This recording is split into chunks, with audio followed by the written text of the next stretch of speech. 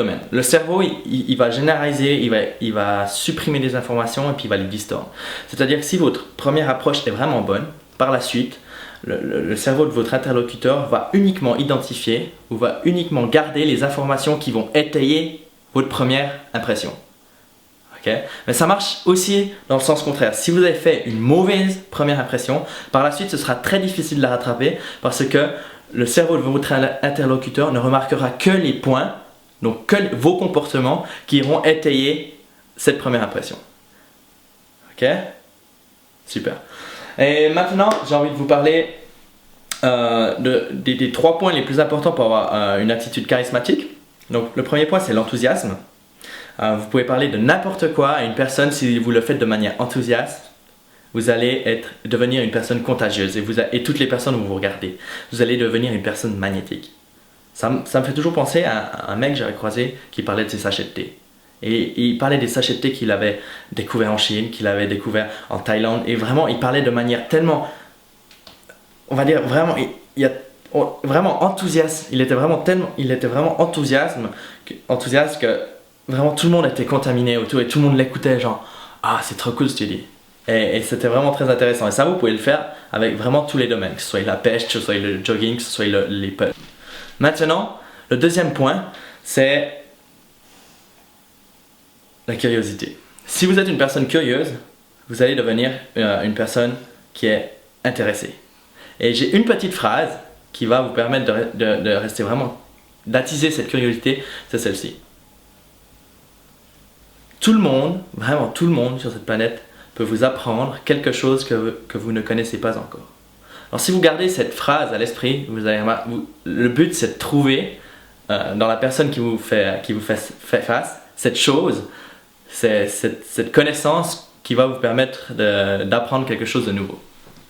Donc ça c'est vraiment le petit conseil que je vous donne et qui est vraiment clé. Et un autre conseil pour avoir un bon regard, donc j'en parlais dans le point numéro 2 pour approcher une personne, un bon regard vous pouvez l'entraîner tout simplement. Si chaque personne que vous croisez, vous vous dites ok, quelles sont la couleur de ses yeux?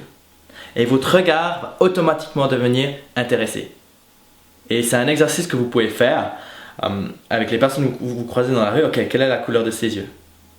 Bleu, vert. Et en fait, votre regard va devenir intéressé parce que vous cherchez une information dans les yeux de la personne. Donc ça, c'est aussi un petit conseil. Très intéressant à mettre en place également.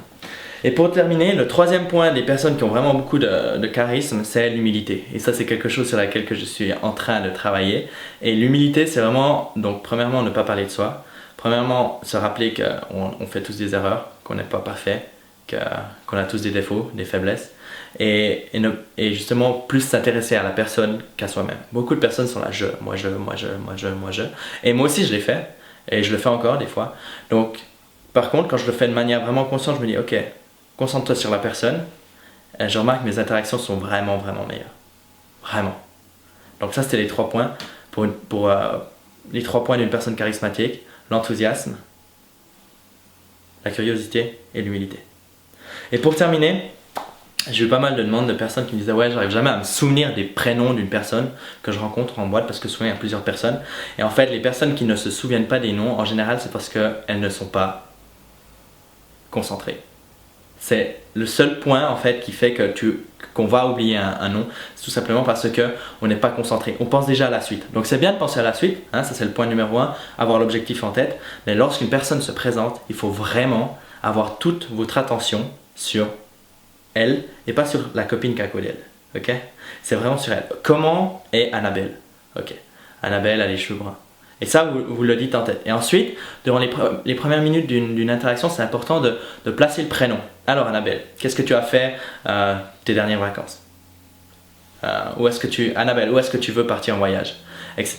Et en fait, vous allez vraiment être capable de vous souvenir du prénom. Donc ça, c'est une petite astuce, mais beaucoup de personnes ne se souviennent pas des prénoms. Et lorsque vous devenez une personne qui se souvient des prénoms, les gens vous respectent.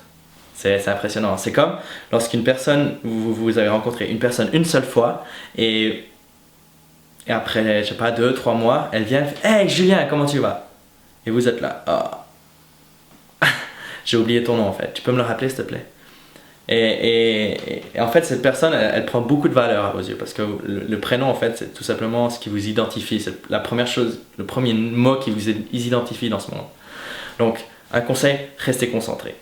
Et pour terminer, c'est Pâques, hein, c'est cadeau. Pour terminer, pour justement les bons conseils, c'est l'écoute active en fait. L'un des très bons conseils, c'est l'écoute active. Et l'écoute active, c'est tout simplement, donc premièrement, écouter réellement ce que dit la personne. Donc beaucoup de personnes restent centrées sur leurs pensées, sur leur monde, sur ce qu'elles vont faire après, sur ce qu'elles ont fait quelques heures auparavant. Et le fait de vraiment être concentré sur ce que la personne dit, va premièrement ça va vous donner beaucoup d'informations. Okay? Donc ça va vous permettre de sélectionner des mots-clés sur lesquels rebondir avec des questions de style ouvert, c'est-à-dire qu'est-ce que tu penses des dernières finances ou etc. Donc vous allez prendre les mots-clés, c'est les mots importants qu'une personne va énoncer ou sur lesquels une personne va tourner autour. Et ensuite vous allez tout simplement utiliser des petits mots de style ouvert, comment, où, quand, quoi, qu'est-ce que, etc. Et ça va vous permettre vraiment de vous investir ou de donner l'impression que vous investissez beaucoup, mais sans vraiment donner un max d'énergie. Et ça, c'est important. Parce que quand vous parlez toute une soirée avec des gens, il faut vraiment économiser son énergie. Et ça, c'est un très bon moyen de le faire. Donc voilà, j'espère que ça vous a plu. Moi, ce que je vous conseille encore, un dernier point, c'est tout simplement entraîner les points. Okay? Apprendre à être ouvert un jour, apprendre à regarder les personnes, donc définir la couleur des yeux, être conscient de la couleur des yeux de chaque individu que vous avez croisé. Ensuite, apprendre à sourire. Un bon exercice, c'est de se mettre devant la glace et à 30 cm et de commencer à sourire. Et vous allez voir que ça va vous faire rire. Vous pouvez même vous parler. Après il y a la synchronisation, donc la synchronisation aussi vous pouvez le faire tout le temps, mais c'est important en fait de mettre étape par étape. C'est comme si vous apprenez un scénario au théâtre, le scénario vous plaît, donc ce que je vous ai dit vous plaît, mais vous n'allez pas pouvoir appliquer le scénario d'un coup, vous allez devoir apprendre étape par étape. Et ça c'est quelque chose qui se fait partout dans tous les processus d'apprentissage. Vous n'allez jamais pouvoir devenir parfait d'un coup, et c'est vraiment étape par étape que vous allez devoir travailler pour pouvoir assimiler la matière et l'incorporer en vous de manière on va dire durable. Donc voilà, moi je vous souhaite encore de bonnes Pâques et un peu en retard évidemment. C'était un week-end chargé et je vous dis à bientôt. Ciao.